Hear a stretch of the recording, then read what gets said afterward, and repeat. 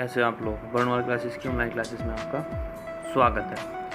तो दोस्तों, आज जो है ब्रह्मांड का चैप्टर मैंने कंप्लीट कर दिया है। जो मेरा दूसरा चैप्टर चल रहा है पृथ्वी की गतियाँ, उसका मैं पार्ट 2 लेकर आया हूँ, जिसमें हम क्या बात करेंगे। जिसमें हम बात करेंगे पृथ्वी पर दिन और रात की स्थिति और ज्वार भाटा। ठीक है दोस्तों, अगर आप हमारे चैनल पर नए हो तो प्लीज़ हमारे चैनल वर्णमाला क्लासेस को सब्सक्राइब कर देना, और वीडियो अच्छी लगे तो लाइक और शेयर कर देना, और नीचे जो बेल आइकन है उसे भी प्रेस कर देना ताकि आने वाले नोटिफिकेशन भी आपको मिलते रहें।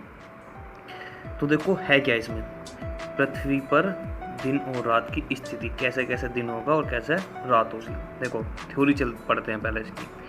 उत्तरी गोलार्ध 21 मार्च से 23 सितंबर की अवधि के दौरान सूर्य का प्रकाश 12 घंटे या अधिक समय तक प्राप्त करता है।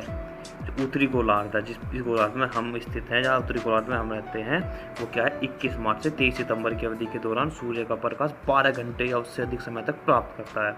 अतः यहाँ दिन बड़े व रात छोटी होती हैं। क्या होती है, दिन छोटी होती है। देखो इसका मैं पिक्चर समझते हैं पहले इसे। ठीक है, इसकी पिक्चर ये रहा, एक पिक्चर ये रही। देखो होता क्या है यहाँ पे, ये सन है आपका।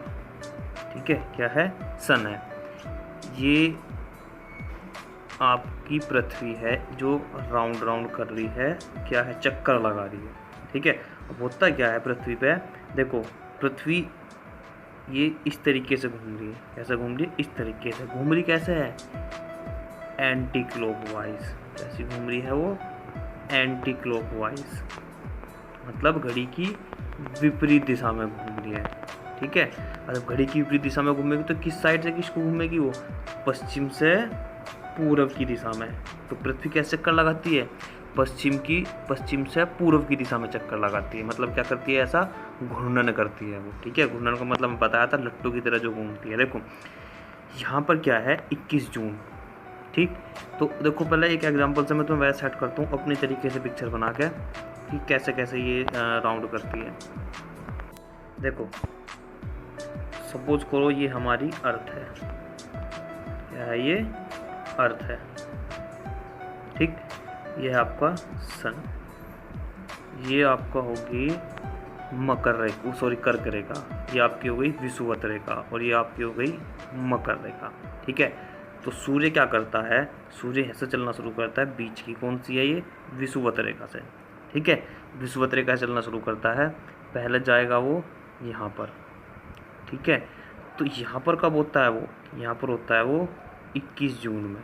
कब होता है वो, 21 जून में। ठीक, अब यहाँ पर जो है, जब शुरू में यहाँ से चलेगा, यहाँ कब से चलेगा वो, 23 सितंबर, सॉरी 21 मार्च।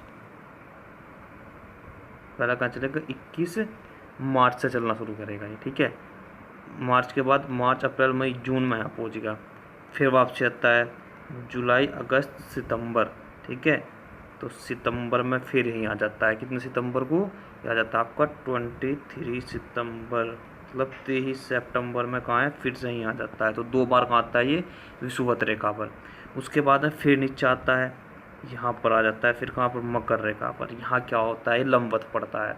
तो यहाँ पर कब आता है ये, यहाँ पर आता है ये तुम्हारा 22 दिसंबर। कब आता है ये, 22 दिसंबर। ठीक, अब देखो समझते हैं सही से।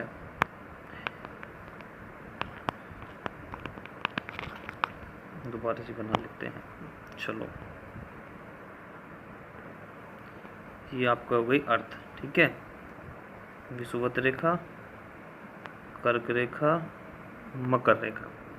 जब सूरज इस पे क्या है, लंबवत पड़ेगा, तो यहाँ पर क्या होगा, यहाँ पर दिन की अवधि लंबी। देखो यहाँ जो है विषुवत रेखा पर, यहाँ तो हमेशा दिन और रात, इनकी अवधि क्या होती है, सेम होती है। जब सूरज इधर को चलता है, तो यहाँ पर क्या है, दिन की अवधि लंबी होनी शुरू हो जाती है। हमारा भारत भी कहाँ है, यहीं पर है। कि कहाँ पर है, यहीं पर है। ठीक, तो यहाँ पर दिन की अवधि लंबी होनी शुरू हो जाती है, रात छोटी होनी शुरू हो जाती है। और क्या है, यहाँ पर तुम्हारा ग्रीष्म ऋतु का मौसम आना शुरू हो जाता है। कौन सा, ग्रीष्म ऋतु, मतलब गर्मियों का मौसम आना शुरू हो जाता है यहाँ पर। ठीक, तो यहाँ पर आते आते ये होता है, फिर क्या है, और यहाँ पर क्या होता है, ये तुम्हारा जो उत्तरी गोलार्ध है, पूरा गोलार्ध, यहाँ पर क्या होता है, 6 महीने का दिन होना शुरू हो जाता है। क्या होता है, 6 महीने का दिन होना शुरू हो जाता है। अब हमने सुना होगा आपने भी कहीं कि 6 महीने का दिन होता है, 6 महीने का, तो कहाँ होते हैं, यहीं होता है। किस कारण होता है, क्योंकि सूर्य का प्रकाश क्या है, इधर को चलना शुरू हो जाता है, तो जिस कारण क्या, इधर का जो एरिया है उसमें क्या उजाला होना शुरू हो जाता है। उसके बाद में फिर ऐसे आता है यहाँ पर वो सूरज, ठीक है। यहाँ आने के बाद में जब ये दोबारा यहाँ पर आएगा तो यहाँ पर क्या हो जाएगा, इधर से चलेगा तो इधर से क्या होगा, जब इधर से इधर को चलेगा तो यहाँ पर क्या हो जाएगा, रात, ये जो हमारा उत्तरी गोलार्ध है, उत्तरी गोलार्ध पे रात होने शुरू हो जाएगी लंबी और दिन होने शुरू हो जाएंगे छोटे, ठीक। अब जब ये यहाँ से यहाँ को चलेगा, ये तुम्हारा क्या है, दक्षिणी गोलार्ध, साउथ, ठीक है। तो यहाँ पर क्या होगा, यहाँ पर ये जो यहाँ पर जो दिन है वो लंबा होना शुरू हो जाएगा, रात क्या है, छोटी होनी शुरू हो जाएगी। कौन से, यहाँ पर मकर रेखा पर, ठीक है। इस तरीके से ये प्रक्रिया करता है, ठीक। अब उसके बाद में चलते हैं, देखो पिक्चर से कैसे कैसे हम पढ़ेंगे इसे अच्छे तरीके, थ्योरी से चलते हैं। देखो ये जो है, ये रहा 21 जून,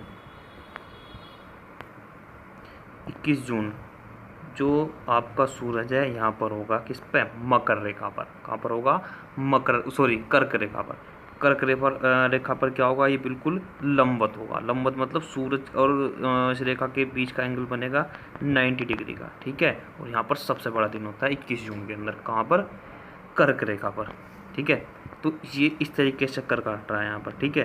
अब होता क्या है, ये वो तो कर रहा है परिक्रमा सूर्य की, घूर्णन भी तो कर रहा है। घूर्णन कैसे कर रही है पृथ्वी हमारी, इस तरीके से घूम रही है, ठीक है। तो दिन रात की अवधि भी लगातार सेम होती रहती है, वो तो 24 घंटे में बदलती रहेगी, ठीक।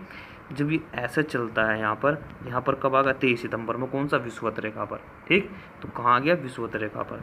उसके बाद में यहाँ से चलता है 22 दिसंबर, ये कहाँ गया, दक्षिणी पोल पर आ गया, उस पर आ गया तुम्हारा, विषुवत रेखा पर ही है, ठीक। यहाँ पर सॉरी मकर रेखा पर आ गया। तो यहाँ पर क्या हो जाएगा, यहाँ पर क्या है, दिन हो जाएगा बड़ा, रात हो जाएगी छोटी, ठीक है। 90 डिग्री का एंगल बनाएगा सूरज इसके साथ में, ठीक। यहाँ पर कर्क यहाँ पर आ जाएगा फिर 21 मार्च में, ठीक है। ये जो तुम्हारी रेखा है, इस रेखा पर बनाएगा ये वाली जो रेखा है, ठीक, ये विषुवत रेखा है, ठीक। यहाँ पर 2 बार होता है, ये 23 सितंबर और 21 मार्च को, ठीक। यहाँ पर क्या है, दिन और रात बड़े होते हैं, ठीक। क्या होते हैं, दिन और रात बड़े होते हैं, ठीक। अगर ये यहाँ पर होगा तो दक्षिणी गोलार्ध में क्या होगा, शीत ऋतु, ठीक। उत्तरी गोलार्ध में ग्रीष्म ऋतु कब होगी, तो उत्तरी गोलार्ध में ग्रीष्म ऋतु कब होगी, 21 जून में, ठीक। और उत्तरी गोलार्ध में शीत ऋतु ये कब होगी, 21 जून में, ठीक है। गर्मी होगी यहाँ पर होगी सर्दी, उल्टा हिसाब होता है, ठीक है, उत्तरी गोलार्ध दक्षिणी गोलार्ध में, ठीक है। चलो थ्योरी पे चलते हैं, थोड़ी सी थ्योरी पढ़ते हैं इसकी। थ्योरी क्या कहती है, ये कह रहा है उत्तरी गोलार्ध में 21 मार्च से 30 सितंबर की अवधि के दौरान सूर्य का प्रकाश 12 घंटे या अधिक समय तक प्राप्त करता है, ठीक है। 21 मार्च से 23 सितंबर के बीच में, अतः यहाँ दिन बड़े व रातें छोटी होती है। हम जैसे जैसे उत्तरी ध्रुव की ओर बढ़ते जाते हैं, दिन की अवधि बढ़ती जाती है। अभी बताया था पिक्चर के द्वारा मैंने तो बताया है। तो जैसे उत्तरी ध्रुव को बढ़ता जाएगा वैसे वैसे क्या होगी, दिन की अवधि बढ़नी शुरू हो जाएगी। इस समय उत्तरी ध्रुव पर दिन की अवधि 6 महीने की होती है। उत्तरी ध्रुव पर क्या होगी, दिन की अवधि 6 महीने की, और दक्षिणी ध्रुव पर 6 महीने की रात होती है, ठीक है। 6 महीने का दिन हो जाएगा उत्तरी ध्रुव पर, और दक्षिणी ध्रुव पर क्या हो जाएगी, 6 महीने की रात हो जाएगी। दक्षिणी गोलार्ध 23 सितंबर से 21 मार्च की अवधि के दौरान सूर्य का प्रकाश 12 घंटे अधिक समय तक प्राप्त करता है। हम जैसे जैसे दक्षिणी ध्रुव की ओर बढ़ते हैं, दिन की अवधि भी बढ़ती जाती है। कहाँ, दक्षिणी गोलार्ध में, ठीक। दक्षिणी ध्रुव पर इसी कारण 6 महीने तक दिन रहता है, जबकि उत्तरी ध्रुव पर इस समय 6 महीने की रात होती है, ठीक है। 6 महीने की रात हो जाएगी और 6 महीने का दिन हो जाएगा, ठीक। आगे चलते हैं।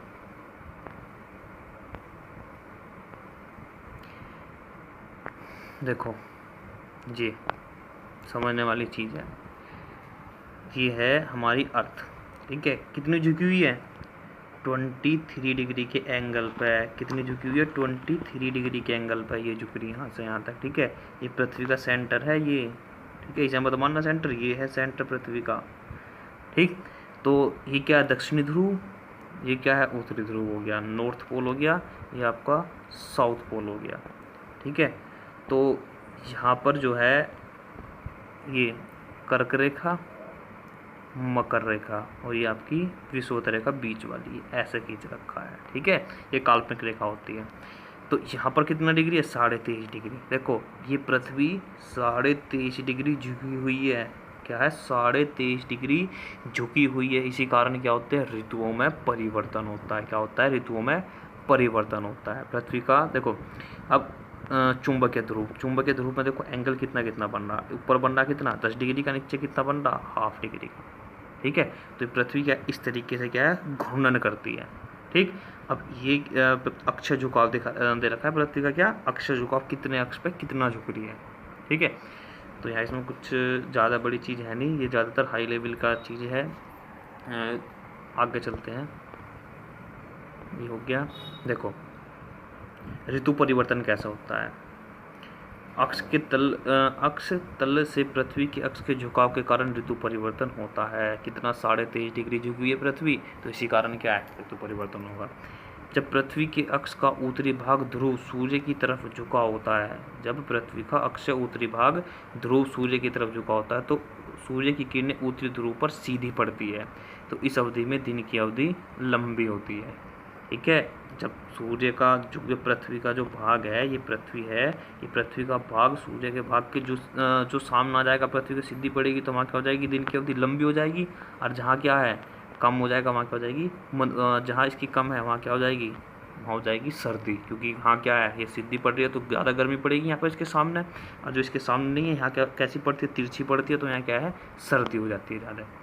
ठीक है, जिसके परिणाम स्वरूप उत्तरी गोलार्ध में ग्रीष्म ऋतु व दक्षिणी गोलार्ध में शीत ऋतु पाई जाती है, क्योंकि इस समय दक्षिणी गोलार्ध में सूर्य की किरणें तिरछी व एवं दिन में कम अवधि तक पड़ती है। ठीक है, अभी बताया बिल्कुल सेम ऐसे होता है। जब पृथ्वी के अक्ष का झुकाव इस प्रकार होता है कि उत्तरी ध्रुव सूर्य से दूर होता है, तो उत्तरी गोलार्ध पर सूर्य की किरणें सीधी न पड़कर तिरछी पड़ती है, तो कम अवधि के लिए पड़ती है। उसका उल्टा हो गया हो। ठीक है, दक्षिणी ध्रुव पर इस पर क्या है? दक्षिणी ध्रुव पर जो दक्षिणी ध्रुव ये पृथ्वी हो गई, ये सूर्य हो गया। सूर्य अगर दक्षिणी ध्रुव पर सीधी पड़ेगी तो यहाँ कैसी पड़ेगी? इसकी तिरछी पड़ेगी। तो दक्षिणी जो ध्रुव है इस पर क्या होगी? तुम्हारी गर्मी पड़ेगी, और जो इधर का वो है यहाँ क्या है? सर्दी पड़ेगी। ठीक, इसमें दे रखा है। आगे चलते हैं। जिसके परिणाम स्वरूप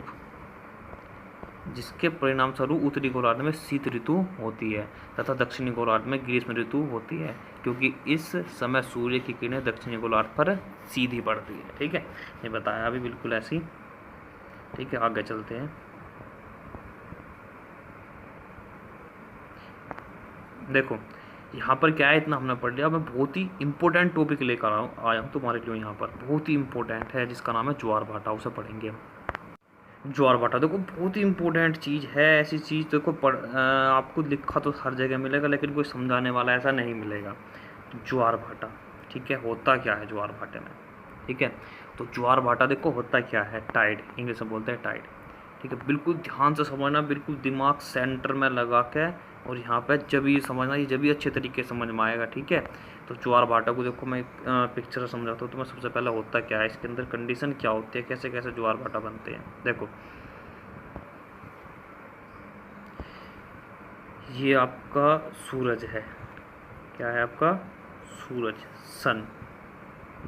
ठीक, ये आपकी हो गई अर्थ।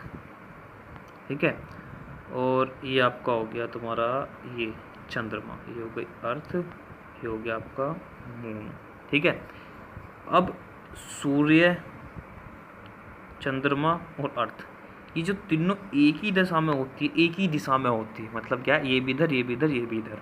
तो इसे बोलते हैं आप सिजिकी की दशा। कौन सी? सिजिकी की दशा। ठीक है, कई बार पूछा गया क्वेश्चन कि सिजिकी की दशा कौन सी होती है? जब सूर्य, चंद्रमा और पृथ्वी तीनों एक ही दिशा में होते हैं, तो वो कौन सी दशा होती है? आपकी सिजिकी की दशा। ठीक है, अब होता क्या है इसमें? देखो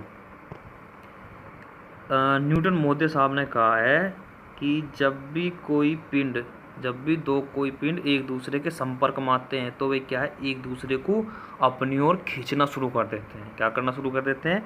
खींचना शुरू कर देते हैं। तो जब सूर्य क्या है? पृथ्वी से तो बहुत दूर है, चंद्रमा क्या है? पृथ्वी के नज़दीक है। कितना है? 3,84,000 किलोमीटर दूर है। कौन? आपका चंद्रमा।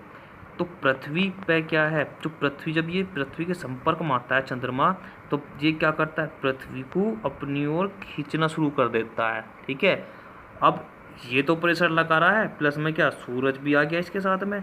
अब ये दोनों मिलकर जो संपर्क में अगर आ गए तो ये दोनों क्या करेंगे, ये दोनों पृथ्वी पे संपर्क बनाएंगे और पृथ्वी को क्या अपनी ओर खींचना शुरू कर देंगे।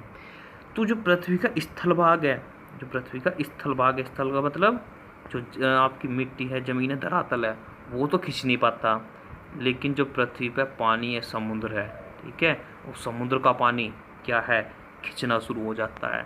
तो इसी कारण क्या होता है, जो पृथ्वी पे जो समुद्र है, समुद्र का पानी वो क्या है, उसमें क्या है, थोड़ा वो ऊपर उठ जाता है। ठीक है, जब ये दोनों संपर्क में एक दूसरे के आके पृथ्वी पर आकर्षण बल लगाते हैं तो पृथ्वी पर मौजूद समुद्र का जो पानी है उसका जो स्तर है वो क्या है, बढ़ जाता है। जब बढ़ जाता है मतलब वो थोड़ा ऊपर उठ जाता है। तो इस घटना को, इसके ऊपर जिसके समुद्र का पानी है जो इसका ऊपर उठता है, तो इस घटना को बोलते हैं हम ज्वार। क्या बोलते हैं इसे हम, ज्वार। जब समुद्र का पानी को, ये समुद्र के पानी का स्तर जब ऊपर उठ जाएगा तो इसे घटना क्या बोल लेंगे हम, ज्वार। अब जैसे इनका संपर्क हटता है, चंद्रमा यहाँ आ जाता है, तो पानी क्या है, नीचे है। तो पानी क्या है, अपना स्तर नीचे गिरा देता है, उसी लेवल में पहुंच जाता है। जब पानी ऊपर से नीचे गिरेगा तो उसमें क्या है, हलचल पैदा हो जाएगी। तो नीचे गिरने की घटना, पानी का नीचे गिरने की घटना को क्या बोलते हैं हम, भाटा। क्या बोलते हैं, भाटा। ठीक है, तो इसी कारण क्या होता है, इसे क्या बोलते हैं हम, भाटा, समुद्र के पानी को नीचे गिरने की घटना को। तो जब इस समुद्र का पानी ऊपर उठेगा, नीचे गिरेगा, तो क्या होगी, उसमें समुद्र में हलचल पैदा हो जाएगी। जब हलचल पैदा होगी, लहरें निकलेगी, तो उन लहरों को क्या बोलते हैं हम, ज्वार लहरें। कौन सी, ज्वार लहरें। ठीक है, तो ये घटना क्या होती है तुम्हारी, ये घटना तो होती है तुम्हारी ज्वार भाटा। ऐसे ही क्या आता है, ज्वार भाटा आता है। ठीक है, ठीक, अच्छे समझ में आ गया होगा, बिल्कुल क्लियर से। अब देखो थ्योरी पे चलते हैं, थ्योरी से, पिक्चर से देखो किस किस तरीके से समझेंगे। ठीक है, देखो सूर्य, पृथ्वी, चंद्रमा एक रेखीय स्थिति, ये देखो बिल्कुल अच्छे तरीके से दे रखा है, ये रहा पिक्चर से, एक रेखीय स्थिति। भाई सूर्य ये रहा, चंद्रमा ये रहा, पृथ्वी ये रही। ठीक है, अब चंद्रमा क्या है, इधर चक्कर लगाता रहता है ये पृथ्वी के, तो ये कभी इधर से उधर।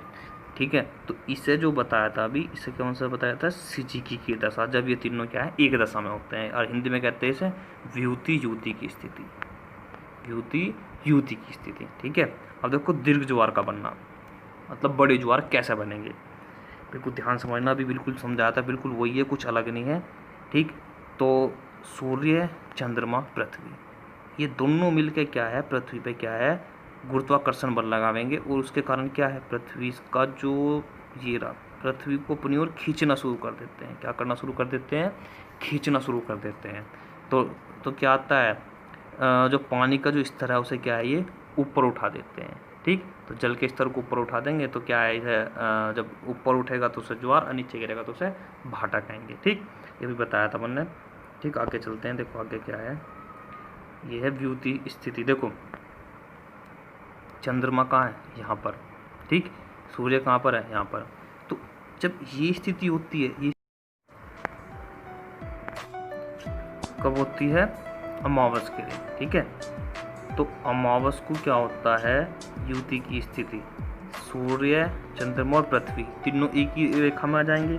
ठीक है, तो सूर्य चंद्रमा का गुरुत्वाकर्षण बल। ठीक है, तो ये क्या है, ये भी इस तरीके से बल लगाएंगे अपनी ओर को। देखो आगे देखते हैं क्या है, पूर्णिमा।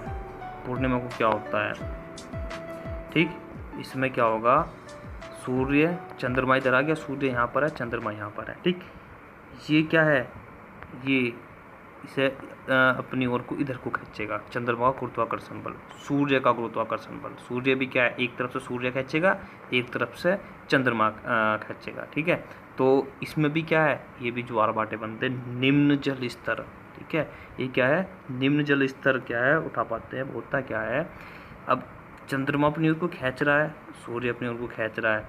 ठीक, तो इसमें क्या आता है, पृथ्वी के अंदर क्या होता है, घूर्णन। घूर्णन में एक बल लगता है, जैसे तुम्हारी वॉशिंग मशीन है, उसमें एक बल काम करता है जिसे कहते हैं अपकेंद्र बल। ठीक है, कौन सा है, अपकेंद्र बल। जब कोई भी चीज़ घूर्णन करती है तो उसमें क्या अपकेंद्र बल काम करता है, तो पृथ्वी में भी क्या है, एक अपकेंद्र बल काम करता है, जिसके कारण क्या है, पृथ्वी के जल को रोक के भी रखती है। ठीक है, आगे चलते हैं। देखो क्या है ज्वार भाटा। अब देखो पढ़ते इसकी थ्योरी क्या कहती है। जब पिक्चर आगे पिक्चर समझेंगे। ज्वार भाटा सागरीय जल की एक महत्वपूर्ण गति है जिसके माध्यम से सागरों में जल स्तर की मात्रा घटती बढ़ती रहती है, अतः सागर की इस गति के कारण उसके जल के स्तर में सदैव परिवर्तन होता रहता है।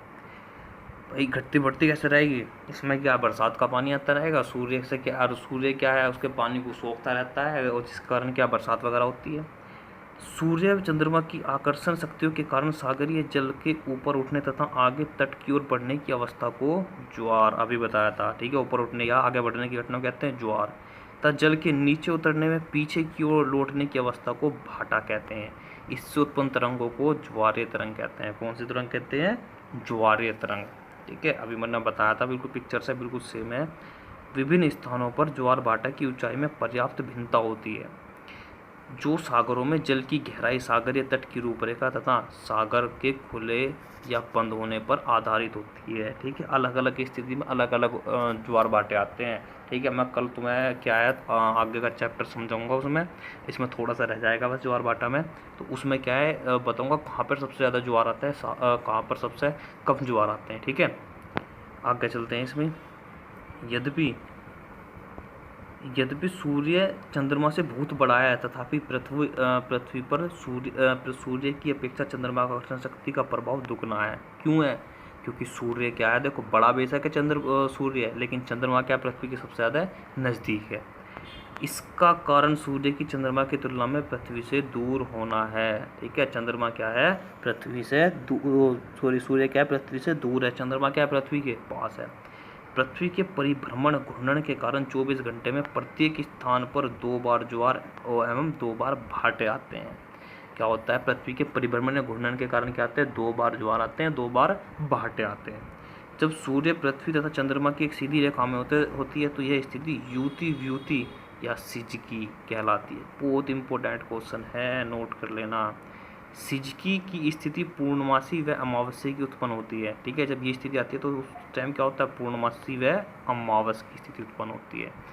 इस समय उनकी सम्मिलित आकर्षण शक्ति के परिणाम स्वरूप दीर्घ ज्वार या व्रत ज्वार का अनुभव किया जाता है। ठीक है, जब एक स्थिति में होते हैं तो क्या है, उनसे व्रत ज्वार या बड़े ज्वार उत्पन्न होते हैं। ठीक है, बड़े बड़े ज्वार आएंगे, दोनों एक साथ मिलकर खींचेंगे तो सीधी सी बात है, ज़्यादा पानी को ऊपर उठा देंगे, और फिर क्या है, ज़्यादा पानी उठेगा तो ज़्यादा पानी नीचे गिरेगा, जिसके कारण क्या है, समुद्र के अंदर भूजल पैदा हो जाएगा। ठीक, आगे चलते हैं। दीर्घ ज्वार में सूर्य का प्रभाव कम दिखाई देता है, क्योंकि सूर्य चंद्रमा की अपेक्षा पृथ्वी से अधिक दूर है। पृथ्वी से चंद्रमा की निकटता का प्रभाव ज्वार की ऊंचाई पर स्पष्ट दिखाई देता है। पृथ्वी क्या है, दीर्घ ज्वार में सूर्य का प्रभाव कम दिखाई देता है। सूर्य का प्रभाव क्या है, कम दिखाई देगा, क्योंकि सूर्य की चंद्रमा की अपेक्षा पृथ्वी से दूर है। सूर्य कहाँ है, पृथ्वी से दूर है। पृथ्वी से चंद्रमा की निकटता का प्रभाव ज्वार की ऊंचाई पर स्पष्ट दिखाई देता है। चंद्रमा का क्या है, एकदम स्पष्ट रूप से दिखाई देगा। ठीक है, आगे चलते हैं। अब देखो इसने क्या कहा ये वाला, अभी हम ज्वार पढ़ रहे थे, वो दीर्घ पढ़ रहे थे। देखो, जब सूर्य पृथ्वी व चंद्रमा से मिलकर समकोण की स्थिति बनाते हैं, समकोण की स्थिति समझ रहे हो, ये पृथ्वी हो गई, ये सूर्य हो गया, और ये आपका चंद्रमा हो गया। ठीक है, ये होती है 90 डिग्री का एंगल। ठीक, ऐसा एंगल बनाएगा।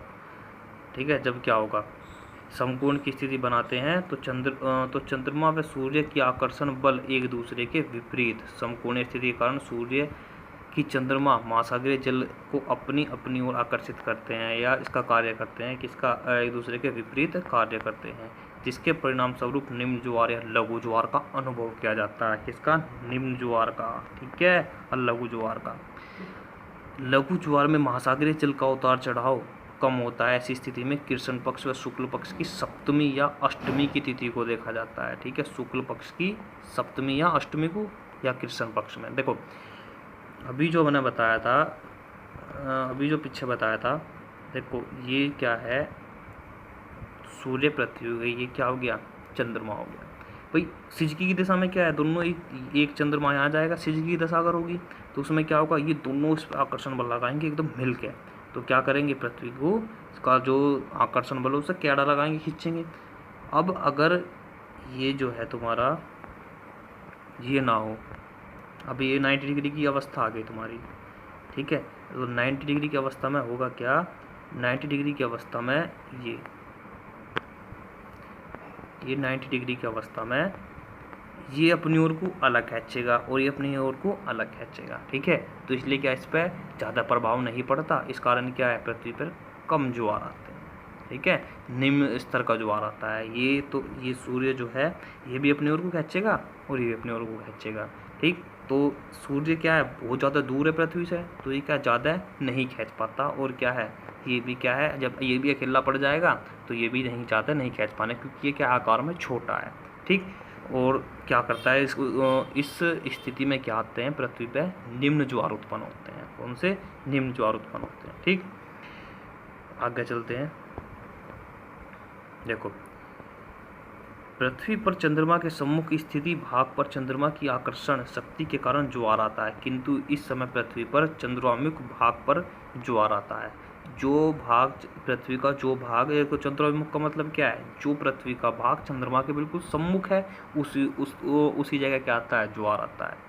इसका कारण पृथ्वी के घूर्णन को संतुलित करने के लिए अपकेंद्रीय बल, अभी मैंने इस पर चर्चा की थी, अपकेंद्रीय बल का शक्तिशाली होना है। जब घूर्णन करेगी तो क्या होगा, अपकेंद्रीय बल लगता है, जिसके कारण क्या है, पृथ्वी पर निम्न ज्वार आते हैं, ठीक। एक ही स्थान पर जब एक ज्वार और एक भाटा आता है तब इसे दैनिक ज्वार भाटा कहते हैं। इन ज्वारों में 24 घंटे 52 मिनट का अंतर होता है। कितना, 24 घंटे 52 मिनट का अंतर होता है, ठीक। आगे चलते हैं, देखो ये है 90 डिग्री की अवस्था,